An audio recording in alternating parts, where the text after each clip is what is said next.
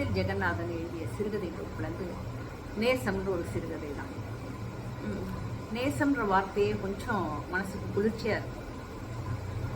பொதுவாகவே எனக்கு கொஞ்சம் வளர்ப்பு பிராணிகள்னால் ஈடுபாடு அதிகம். அதனால இந்த கதையில் எடுத்த ஒரு நாயை காமிச்சோன்னே கொஞ்சம் ஆர்வமாகவே உள்ளே போக ஆரம்பித்தேன். என்கிட்ட ஒரு நாய் இருந்தது. அது ரொம்ப ரொம்ப புத்திசாலி நாய். எல்லாத்தையும் அன்பாகவும் இருக்கும். சின்ன குழந்தைங்களை அவங்க அம்மா அடித்தா கூட போய் குலைக்கும் அவங்கள பார்த்து. இந்த நாய் அம்மாவை குழந்தைங்களை அடிக்கக்கூடாதுன்னு சொல்லிட்டு. அப்படிப்பட்ட நாய் திடீர்னு தெருவில் இருக்க பசங்களை கடிக்க ஆரம்பிச்சிது. எனக்கும் ஒன்றும் புரியல. பட் ஆனால் அதுக்குள்ளே நல்ல அந்த கூட எனக்கு அந்த டச் இருந்ததுனால அப்புறமா தான் விஷயம் புரிஞ்சுது. ஏன்னா இந்த நாய் கடிச்சவங்களாம் யாருன்னு பார்த்தீங்கன்னா பெண் குழந்தைங்களை அது கடிச்சதே இல்லை. ஆம்பளை பசங்க ஒரு 8 வயசுலேருந்து இல்லை 6 வயசு 8 வயசுலேருந்து ஒரு 15 வயசு வரைக்கும் இருக்க பையங்களை தான் கடிக்கும்.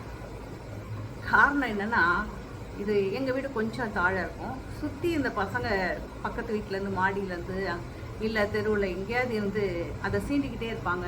ஏதாவது அதை வெறுப்பேற்றுற மாதிரி சில செயல்கள் செஞ்சுக்கிட்டே இருப்பாங்க. இதுவும் அப்போ ஒன்றும் பண்ண முடியாதுன்னு விட்டுட்டு அவங்க ரோட்டில் எப்போ வராங்கன்னு பார்த்து ஓடி போய் ஒரே செகண்ட் நான் போய் கடிச்சிட்டு வந்துடும். இது அப்புறமா தான் எங்களுக்கெல்லாம் புரிஞ்சுது. அதுக்குள்ளே தெருவில் ஒரே பிரச்சனை. யாருக்குமே அந்த நாயோட மனநிலேருந்து யோசிக்க முடியாது தானே. அவங்க குழந்தைங்க தான் அவங்களுக்கு முக்கியம். எங்கள் பிள்ளைங்களால இந்த நாய் கடிக்குதுன்னு சொல்லி ஒரே சண்டையாகி அதை வேறு இடத்துக்கு அனுப்பிட்டோம் நாங்கள். எனக்கு அது உண்மைக்குள்ளே ரொம்ப ஆழமாக தான் வருத்தமாக தான் இருந்தது. ஏன்னா அது சைடும் ஒரு நியாயம் இருந்தது. அதை கேட்குறதுக்கு யாருமே இல்லை. நம்ம மனுஷங்க நம்மளோட வியூவில் மட்டுமே எல்லாத்தையும் பார்க்குறோம்.